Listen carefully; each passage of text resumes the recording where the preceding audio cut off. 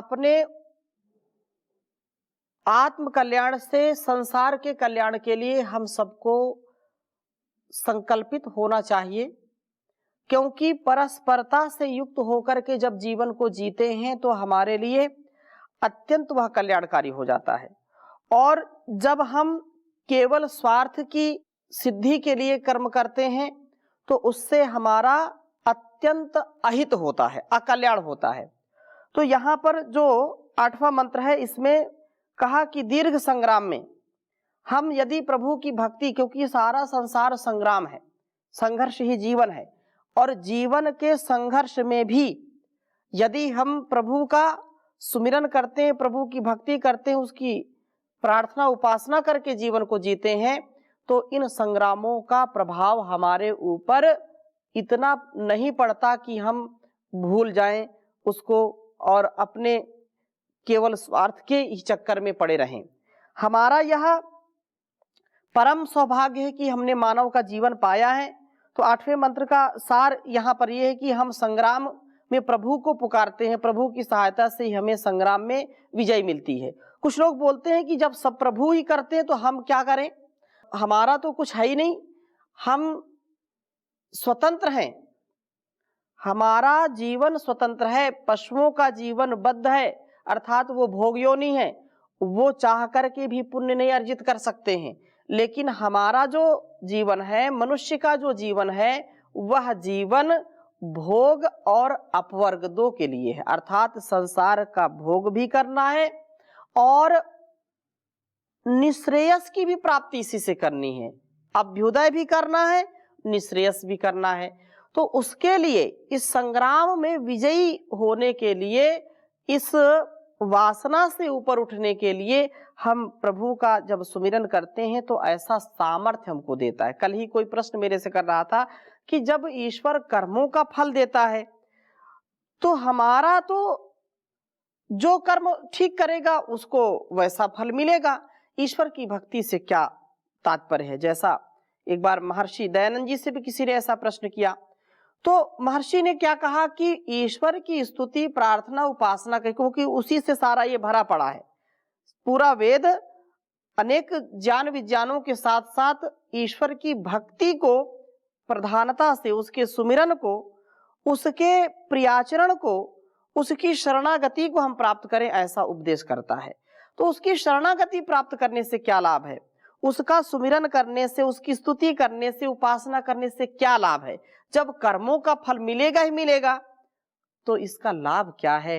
तो बड़ी सुंदर बात है कि जो प्रभु की भक्ति करते हैं, जो उसकी उपासना करते हैं, जो उसका सुमिरन करते हैं, वे व्यक्ति कभी भी विचलित नहीं होते हैं, संसार के प्रलोभनों में वे घुटने नहीं टेक देते हैं, संसार की उलझनों में वो फंसते नहीं हैं, समस्याओं में वो समाधान खोज लेते हैं, विकट से विकट संकट को भी, कष्ट को भी वो नष्ट करने का सामर्थ्य अर्जित कर लेते हैं। लेकिन जो प्रभु की भक्ति नहीं करता है वो चिंता में ही इतना पिस जाता है, वो थोड़ा सा भी कष्ट आया तो उसी में वो इतना पस्त हो जाता है कि आगे चल नहीं पाता और उसका जीवन अत्यंत दयनीय हो जाता है। दुख से, दर्द से, पीड़ा से वह कराहने लगता है, अर्थात उसका एक एक दिन बड़ा ही विषम परिस्थितियों भरा होता है। लेकिन जो ईश्वर की भक्ति करता है, जो उसकी उपासना करता है, उसके गुणगान में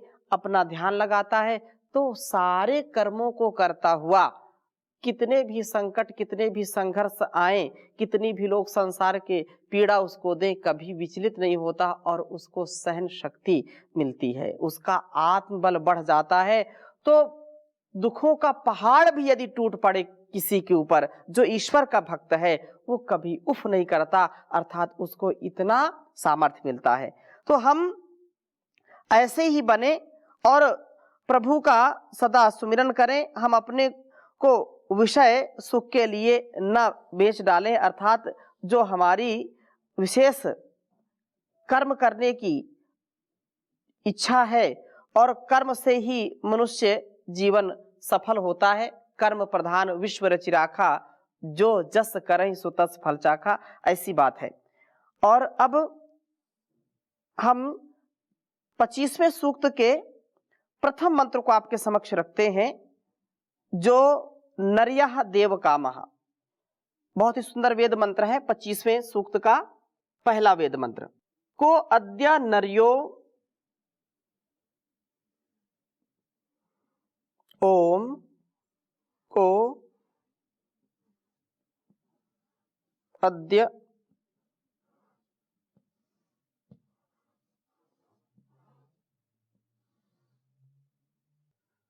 नर्यो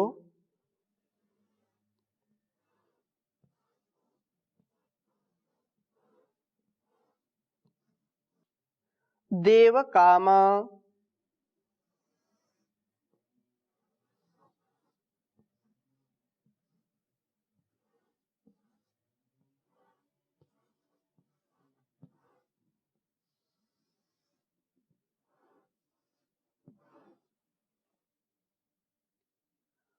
उषन्निन्द्रस्य सख्यम जुजोष,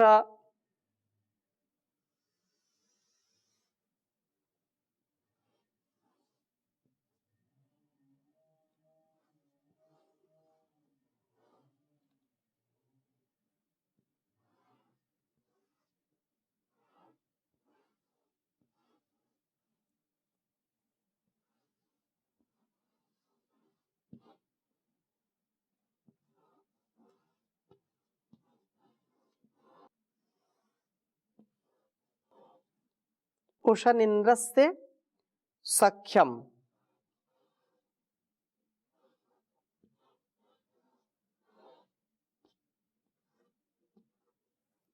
जुजोष,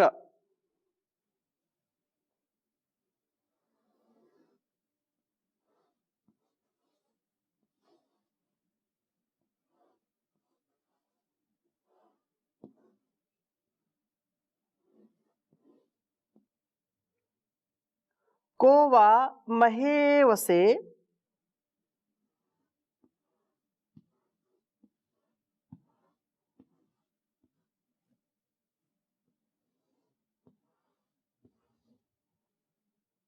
को वा महेवसे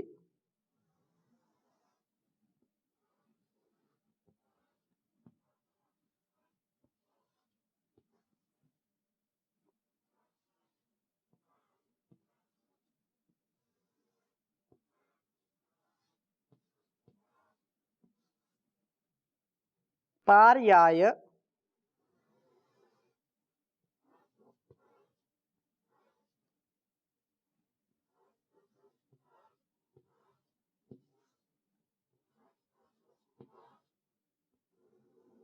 समिद्धे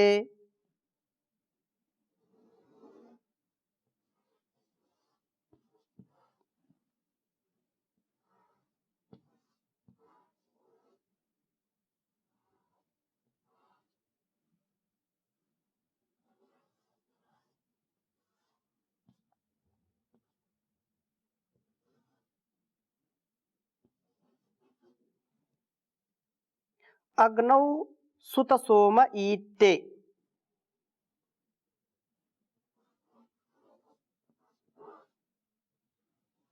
अग्नौ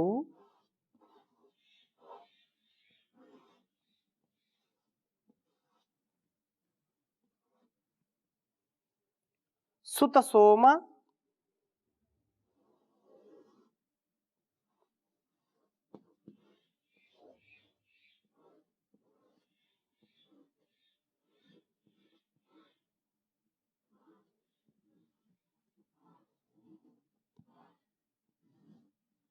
सुत सोम ईट्टे,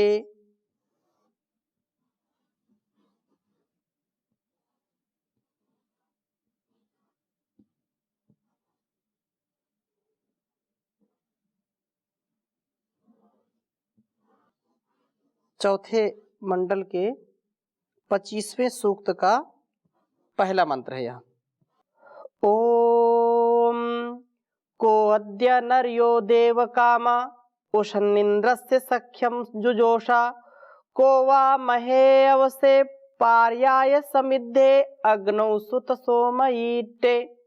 ओम को अद्य नर्यो देव कामा उषन्निन्द्रस्य सख्यम जुजोषा, को वा महे अवसे पार्याय समिद्धे अग्नौ सुत सोमयीटे।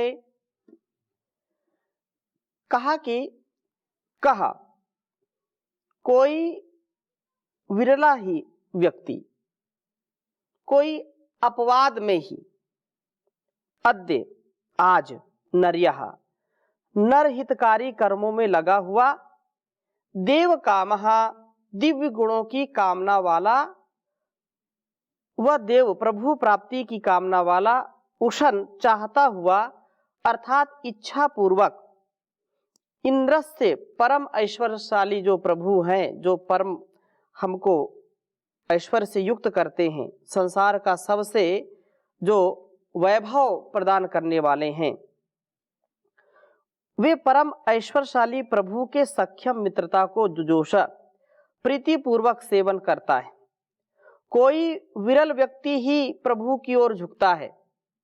ऐसे तो संसार में अरबों की संख्या है मनुष्यों की, परंतु उनमें कोई बिरला व्यक्ति ही इस अध्यात्म को चुनता है।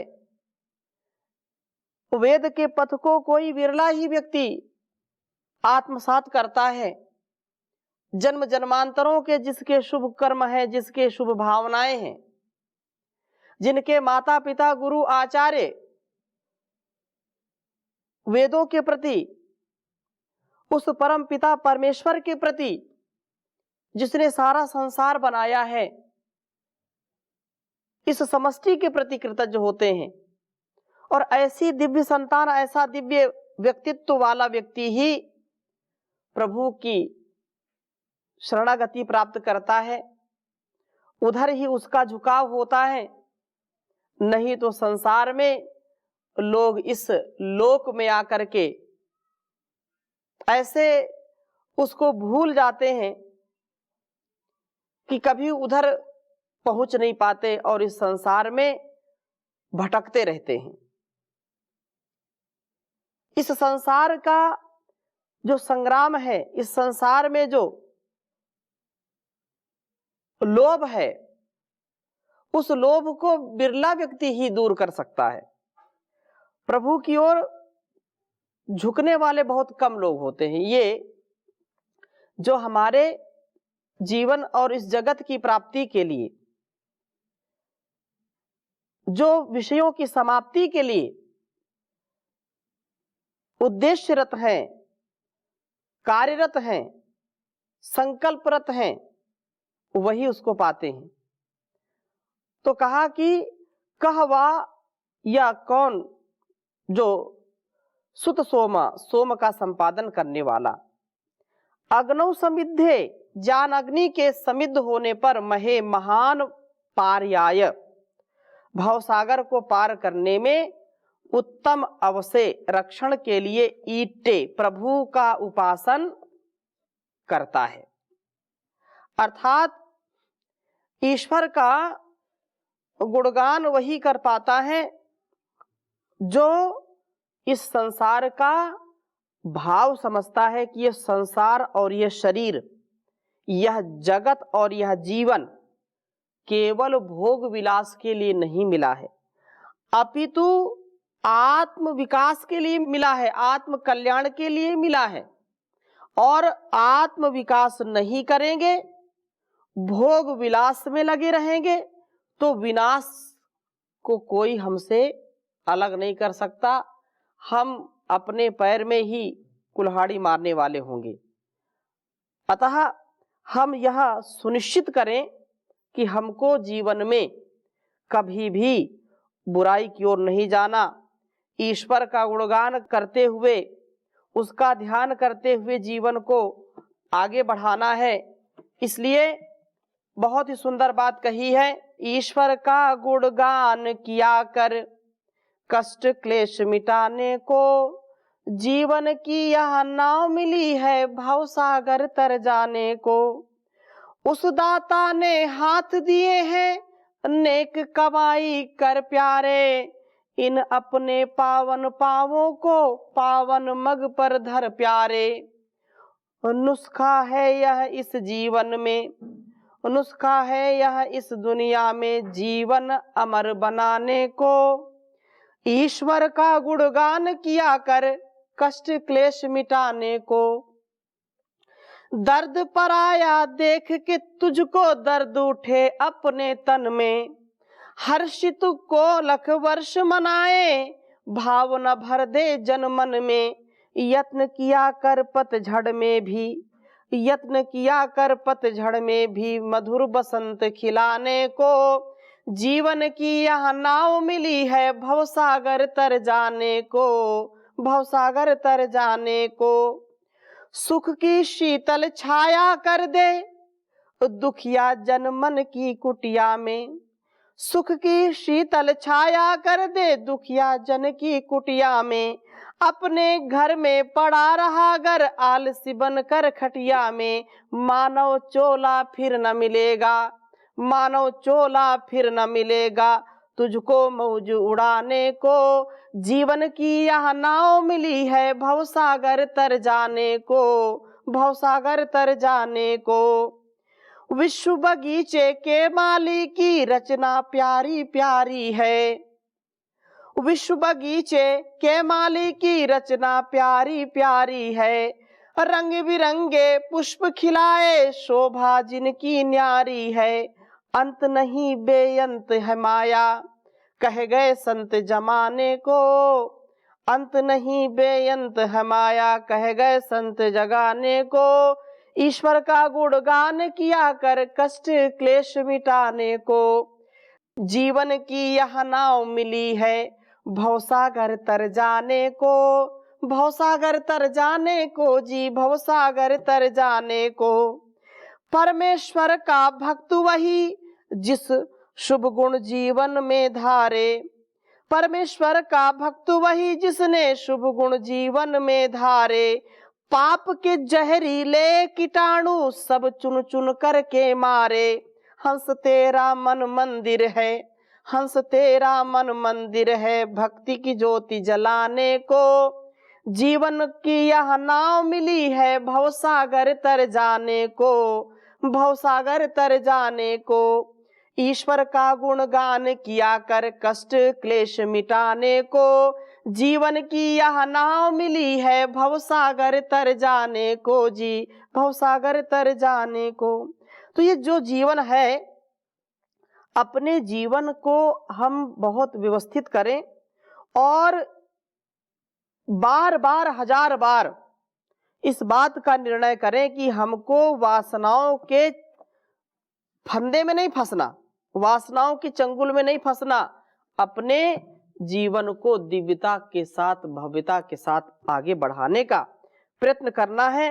तो यही बात यहाँ कही है कि प्रभु की मित्रता से हम नर हितकारी कर्मों में प्रवृत्त होते हैं, जो मानवता के लिए आवश्यक है, जो मनुष्यता जिससे लोकोपकार हो, लोक कल्याण हो, जिसमें आत्मोद्धार हो, जगत का उद्धार है, उस काम को हमको करना चाहिए।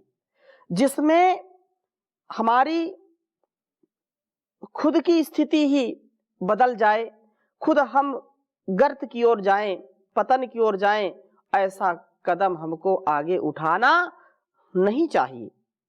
इसलिए यहाँ इस प्रार्थना को हम सदा ध्यान में रखें कि हमको कैसे कल्याण से आगे बढ़ना है, प्रभु के बताए गए मार्ग से। अग्ने नय सुपथाराय, हम किधर से जाएं, किधर से आप ले चलो, जो सुपथ है, जो कल्याण का पथ है, जो मुक्ति का पथ है, जो धर्म का पथ है, जो हर प्रकार से उन्नति का पथ है, ऐसे पथ से ले चलें। तो यहाँ प्रभु की भक्ति के साथ जब हम उसकी शक्ति पाएंगे, ईट्टे जो वेद मंत्र में कहा, सुत सोम ईट्टे, अर्थात उसकी ही सख्य से, उसकी मित्रता से हमारे अंदर सोम का आधान होगा, और सोम का आधान होगा तो हमारा उपासना में मन लगेगा। प्रभु का उपासन करता है, प्रभु के उपासन का प्रकार यही है कि हम शरीर में सोम का रक्षण करें, और इससे ज्ञानाग्नि समिद्ध होगी, हम विषयों में नहीं फंसेंगे। इस प्रकार हम प्रभु का वास्तविक पूजन कर सकते हैं। प्रभु की मित्रता से हम लोक कल्याण के लिए उद्यत हो जाएंगे, लोक कल्याण की भावना से ओतप्रोत हो जाएंगे और विषयों में फंस करके हमारा जीवन नष्ट नहीं होगा। हम भवसागर से पार हो जाएंगे और यदि विषयों में फंस गए तो इसी मझधार में हमारा सर्वनाश हो जाएगा, हम बच नहीं सकते। प्रभु की शक्ति, प्रभु की भक्ति से ही, उसके युज्य सखा भाव से ही हम आगे बढ़ सकते हैं। इसलिए त्वमेव माता च पिता त्वमेव, त्वमेव बंधु च सखा त्वमेव, जो हम प्रार्थना करते हैं इस प्रार्थना को हम आत्मसात करें, इसको अक्षरशः विश्वास करके जब जीवन में इसका लाभ लेते हैं तो जीवन हमारा अत्यंत आनंददायक हो जाता है। और युज्य सखा भाव जो दूसरे मंत्र में कहा वो भी बहुत सुंदर भाव है। ओम को नानाम वचसा सौम्याय मनायुर्वा भवती वस्ता उत्साह का इंद्रस्य युज्यम कहा सखित्वम को भ्रात्रम वष्टि कवये कौती। कहा अर्थात कोई विरला व्यक्ति ही सौम्याय अत्यंत शांत प्रभु के लिए वचसा स्तुति वाणियों द्वारा नानाम नमन करता है। नानाम अथवा कोई विरला व्यक्ति ही मनायु भवति विचार पूर्वक क्रियाओं को करने वाला होता है। यह मनायु ही उसरा ज्ञान रश्मियों को वस्ते धारण करता है, प्रभु के प्रति नमन उपासना करता है, ज्ञान पूर्वक कर्मों को करता है, तो इस शुद्ध ज्ञान, शुद्ध कर्म और शुद्ध उपासना से उसका युक्त हो जाता है जीवन और रोगों से मुक्त हो जाता है। कोई विरला ही व्यक्ति इंद्र से उस परम ऐश्वर्यशाली प्रभु के युज्यम मेल को वष्टि चाहता है। संसार में हजारों लोग कथा करने वाले हैं और लाखों करोड़ों लोग सुनने वाले हैं, लेकिन बिरले व्यक्ति ऐसे हैं। क्रीम थोड़ी होती है। क्रीम क्या है? क्रीम थोड़ी होती है। इसलिए जो लोग ऐसे होते हैं जो ईश्वर का मार्ग अपनाते हैं, जो अध्यात्म का मार्ग अपनाते हैं, वे बहुत कम लोग होते हैं। और आप ये समझते हैं कि जब पुष्प के पौधे को देखें तो कांटे ज्यादा होते हैं और फूल कम होते हैं। इसलिए हम सब इस बात को सदा स्मरण रखें कि अच्छे लोगों से संसार ही चलता है, चाहे कम हो। जैसे कांटेदार वृक्ष को लोग क्यों लगाते हैं? क्योंकि उसके फूल अच्छे लगते हैं। कांटे के लिए लगाते हैं पौधा कि फूल के लिए लगाते हैं? फूल के लिए लगाते हैं, लेकिन फूलों से ज्यादा कांटे होते हैं। ऐसे ही संसार में लोग, हमारे आसपास भी हम देख लें, हमारे संपर्क में देख लें, हमारी दृष्टि में देख लें, तो जो प्रभु की भक्ति वाले लोग हैं और सच्चा जीवन जीने वाले लोग हैं वो बिरले होंगे। कुछ लोग 2, 4, 5, 10 गिनती आप गिन सकते हैं जिनको आप प्रत्यक्ष जानते हैं कि वास्तव में इनका जीवन बड़ा निर्मल है, शुद्ध है, पवित्र है, ईश्वर की भक्ति के लिए इनके अंदर तड़प है, जुनून है। लेकिन जो सामान्य लोग हैं वो उस धरातल से उठ ही नहीं पाते, वहीं पर वो पड़े के पड़े रहते हैं, वे उच्च शिखर पर पहुंच नहीं पाते। इसलिए इस वेद मंत्र में कहा कि कोई बिरला व्यक्ति ही उसका उपासन करने वाला है, उसको आत्मसात करने वाला है, उसकी मित्रता को पाने वाला है। इंद्र से उस परम ऐश्वर्यशाली प्रभु युज्यम मेल को वष्टि चाहता है। कोई व्यक्ति ही सखित्व प्रभु का सखा बनने की कामना वाला होता है। कोई बिरला व्यक्ति ही भ्रात्रम उस प्रभु के साथ भ्रातृत्व की कामना करने वाला है कि आप मेरे भाई हैं, आप मेरे बंधु हैं। ऐसी कामना कौन करता है? बिरले व्यक्ति करता, क्योंकि साधारण मनुष्यों का मस्तिष्क उधर जाता ही नहीं है, विचार उधर जाता ही नहीं कि प्रभु भी मित्रता की योग्य है कि नहीं, वो समझता ही नहीं है। इसलिए कहा कोई कवये उस क्रांतदर्शी प्रभु के लिए ऊती अपने कर्मों के द्वारा तर्पण वाला है, उसको तृप्त करता है शुभ कर्मों से। उसकी सदा यही कामना होती है कि मैं इस प्रकार के कर्म करूं कि प्रभु का प्रिय बन जाऊं, मैं प्रभु की नजरों से गिरूं ना, प्रभु ही मेरे खिवैया हैं, प्रभु ही मझधार से पार लगाने वाले हैं। तो इस मंत्र का भाव यही है कि हम अपने जीवन में उपासना, कर्म, ज्ञान का समन्वय करें, हम प्रभु को ही अपना मेल वाला साथी भाई जाने, उत्तम कर्मों के द्वारा प्रभु को प्रेरित करके अपने जीवन को धन्य करें। तो इन्हीं शुभ भावों के साथ, शुभ संकल्पों के साथ, मंगल कामना के साथ आज की इस कक्षा को यहीं पर विराम देंगे। शेष चर्चा अगली कक्षा में करेंगे। ओम शांति शांति शांति।